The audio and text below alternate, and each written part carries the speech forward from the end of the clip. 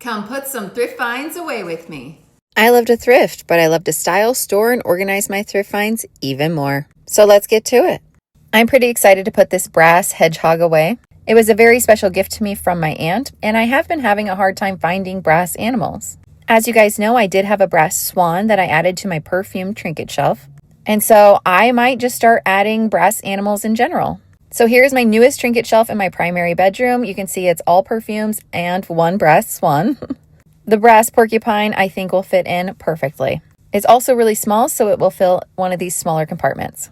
I started to put him up high, but he got lost there, so right there on the bottom is perfect. I absolutely adore how this is coming together.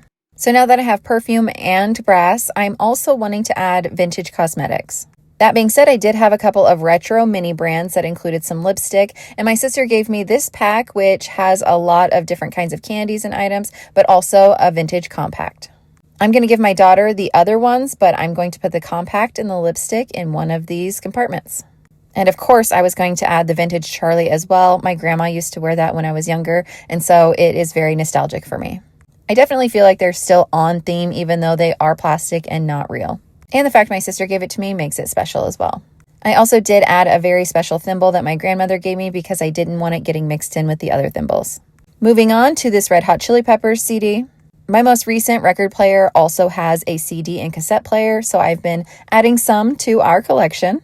The Red Hot Chili Peppers By the Way CD is so good, and so of course I had to grab it for $1 from the thrift store, and I'm going to add it here. They are alphabetical, and I'm going to turn some sideways so they stand up better. Moving on, I did have these calendar tiles. I got the whole bag for $2, and so many people said that I should just create a magnet calendar for my refrigerator. I just know that the lines would never stay straight, and that would drive me crazy. So I think I might just make some of these seasonal tiles into magnets and use just some for now. Of course, I'll keep the rest for options in the future. I could add the Palm Sunday and the St. Patrick's Day one, but I think I'm just going to stick with the April, the 4, and the Easter tile. For the others, I am grabbing some containers out of the container in the garage to store them. I thought it would be best to sort them out by type. That way, when I'm going to look for some in the future, it'll be easier for me to find them. I did months, holidays, and then I did some of those kind of odd birthday holidays and those items, as well as the blanks. And then all of the numbers went in their own pouch. And since we're extra around here, we're going to put all those 4 pouches into a big pouch. I currently keep my non-specific seasonal magnets up in this cabinet, in this basket specifically. So I'm going to lay this on top of my polymer clay right in my desk area. These 3 I think I'm going to make into magnets. And no, we're not to April yet, but I feel like by the time I get them on the fridge, then it will be. I'm going to use E6000 to put on some magnets. That way they don't fall off. And I'm going to set those aside to dry for up to 48 hours. Next, I have my gift linen. I give you a little peek of all of the prints. So pretty. I do anticipate that I'm going to use most of them for my May 1st baskets, but I'm going to go ahead and put them in my gift linen container in the craft closet. Yes, I like to recycle gift linens out of handkerchiefs or scarves, as well as gift bags, gift bows, tissue paper, and so on. I definitely have a lot collected, but again, I will be using a good chunk of them soon. Also in my craft closet, I do have folded paper, as you can see here. And so I'm going to just add that to my different patterns of paper.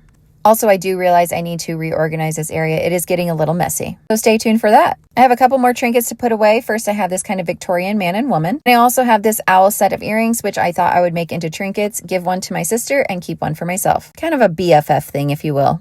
Hers will go into a bag, and then I'm going to put it in her bin by the front door, which she knows to check when she comes and visits. Mine, I put a sticky dot on the back, and I'm going to stick it in an empty space on my trinket shelf. That spot looks really cute. I've been meaning to take this compact off to put in my primary bedroom instead, so I'm going to replace them with the Victorian couple. They fit in so well. So the compact I'm going to put right up here for now. It may move, but it fills the space really well right now. We're running low on time though, so stay tuned to see how I put this on my mini trinket shelf.